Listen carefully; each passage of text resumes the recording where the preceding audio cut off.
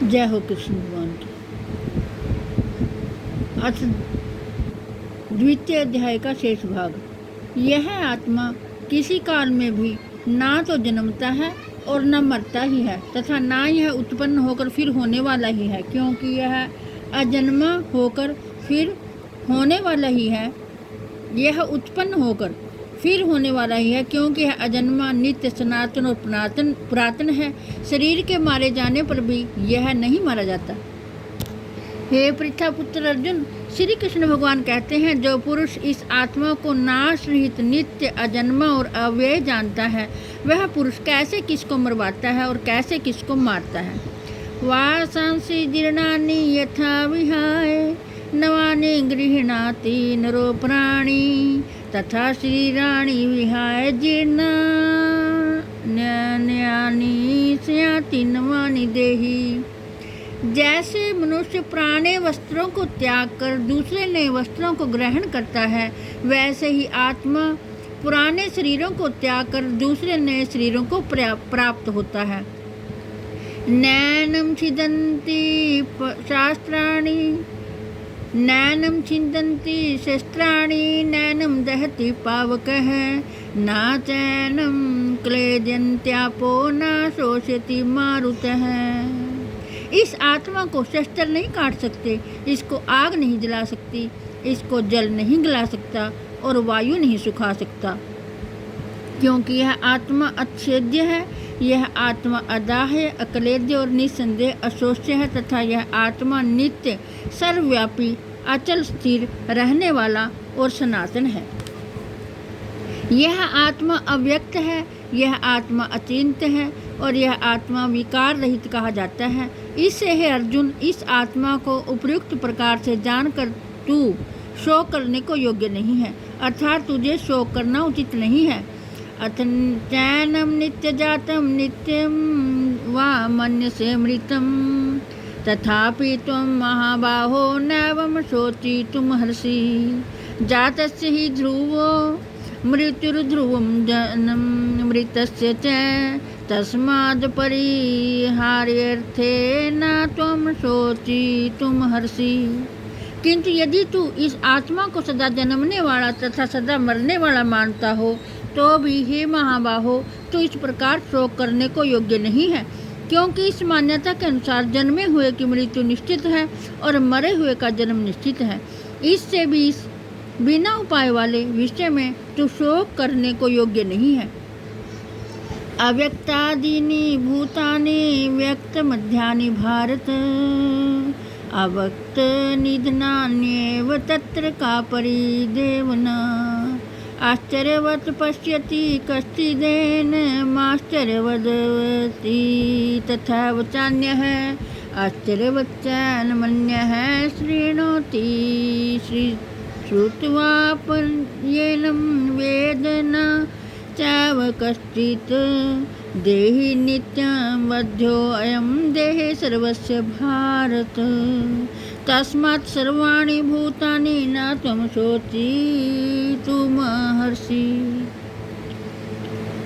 हे अर्जुन, संपूर्ण प्राणी जन्म से पहले अप्रगट थे और मरने के बाद भी अप्रगट हो जाने वाले हैं, केवल बीच में ही प्रकट हैं। फिर ऐसी स्थिति में क्या शोक करना है। कोई एक महापुरुष ही इस आत्मा को आश्चर्य की भांति देखता है और वैसे ही दूसरा कोई महापुरुष ही इसके तत्व का आश्चर्य की भांति वर्णन करता है, तथा दूसरा कोई अधिकारी पुरुष ही इसे आश्चर्य की भांति सुनता है और कोई कोई तो सुनकर भी इसको नहीं जानता। हे अर्जुन, यह आत्मा सबके शरीर में सदा ही अबाध्य है, इस कारण संपूर्ण प्राणियों के लिए तू शोक करने के योग्य नहीं है, तथा अपने धर्म को देखकर भी तू भय करने योग्य नहीं है, अर्थात तुझे भय नहीं करना चाहिए, क्योंकि क्षत्रिय के लिए धर्मयुक्त युद्ध से बढ़कर दूसरा कोई कल्याणकारी कर्तव्य नहीं है। हे पार्थ, अपने आप प्राप्त हुए और खुले हुए स्वर्ग के द्वार रूप इस प्रकार के युद्ध को भाग्यवान क्षत्रिय लोग ही पाते हैं, किंतु यदि तू इस धर्मयुक्त युद्ध को नहीं करेगा तो सब धर्म और कीर्ति को खोकर पाप को प्राप्त होगा। अकीर्ति चापि भूतानि कथयिष्यन्ति ते वयाम, संभावितस्य चाकीर्तिर्मरणादपि दतिरिच्यते भयाद्रणादुपरतं मन्स्यन्ते त्वां महारथाः येषां च त्वं बहुमतो भूत्वा यास्यसि लाघवम्। हे अर्जुन, आत्मा सबके शरीरों में सदा ही अवध्य है। इस कारण संपूर्ण प्राणियों के लिए तू शोक करने के योग्य नहीं है तथा अपने धर्म को देखकर भी तो भय करने योग्य नहीं है। अर्थात तुझे भय नहीं करना चाहिए, क्योंकि क्षत्रिय के लिए धर्मयुक्त युद्ध से बढ़कर दूसरा कोई कल्याणकारी कर्तव्य नहीं है। हे पार्थ, अपने आप प्राप्त हुए और खुले हुए स्वर्ग के द्वार रूप इस प्रकार के युद्ध को भाग्यवान क्षत्रिय लोग ही पाते हैं। किंतु यदि तू इस धर्मयुक्त युद्ध को नहीं करेगा तो सब धर्म और कीर्ति को खोकर पाप को प्राप्त होगा तथा सब लोग तेरी बहुत काल तक रहने वाली अपकीर्ति का भी कथन करेंगे। और माननीय पुरुष के लिए अपकीर्ति मरण से भी बढ़कर है, और जिनकी दृष्टि में तू पहले बहुत सम्मानित होकर अब लघुता को प्राप्त होगा, वे महारथी लोग तुझे भय के कारण युद्ध से हटा हुआ मानेंगे। तेरे बैरी लोग तेरे सामर्थ्य की निंदा करते हुए तुझे बहुत से ना कहने योग्य वचन भी कहेंगे। उससे अधिक दुख और क्या होगा? या तो तू युद्ध में मारा जाकर स्वर्ग को प्राप्त होगा अथवा संग्राम में जीतकर पृथ्वी का राज्य भोगेगा। इस कारण है अर्जुन, तू युद्ध के लिए निश्चय करके खड़ा हो जा। सुख दुखे समय कृत्वा लाभालाभो जयाजयो ततो युद्धाय युजस्व नैवं पापम वापस्यसि। जय पराजय, लाभ हानि और सुख दुख को समान समझकर उसके बाद युद्ध के लिए तैयार हो जा। इस प्रकार युद्ध करने से तू पाप को नहीं प्राप्त होगा। श्री कृष्ण भगवान कहते हैं, पार्थ, यह बुद्धि तेरे लिए ज्ञान योग के विषय में कही गई और अब तू इसको कर्म योग के विषय में सुन। जिस बुद्धि से युक्त हुआ तू कर्मों के बंधन को भली भांति त्याग देगा अर्थात सर्वथा नष्ट कर डालेगा। इस कर्म योग में आरंभ का अर्थात बीज का नाश नहीं है और उल्टा फल रूप दोष भी नहीं है, बल्कि इस कर्म योग रूप धर्म का थोड़ा सा भी साधन जन्म मृत्यु रूप महान भय से रक्षा कर लेता है।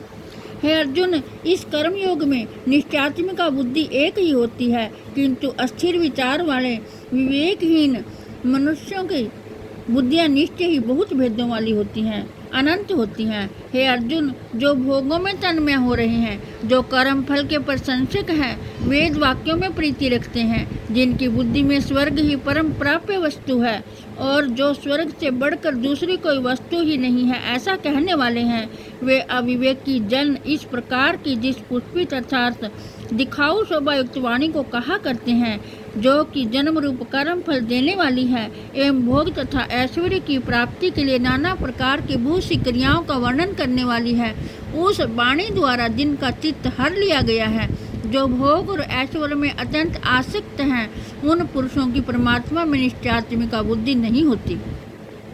हे अर्जुन, वेद उपयुक्त प्रकार से तीनों गुणों के कार्य रूप समस्त भोगों एवं उनके साधनों का प्रतिपादन करने वाले हैं। इसलिए तू उन भोगों एवं उनके साधनों में आसक्तिहीन, हर्ष शोक आदि द्वंद्वों से रहित, नित्य वस्तु परमात्मा में स्थित, योग क्षेम को ना चाहने वाला और स्वाधीन अंतःकरण वाला हो। यावानर्थ उदपाने सर्वतः संप्लुतोदके तावान सर्वेषु वेदेषु ब्रह्मणस्य विजानतः।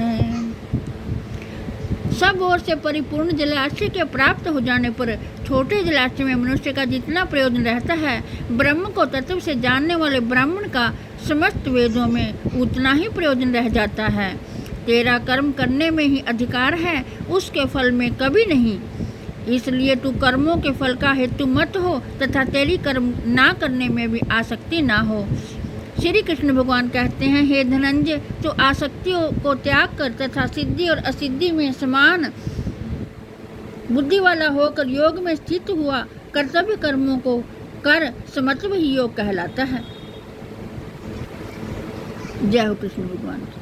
हे कृष्ण गोविंद हरे मुरारे, हे नाथ नारायण वासुदेव।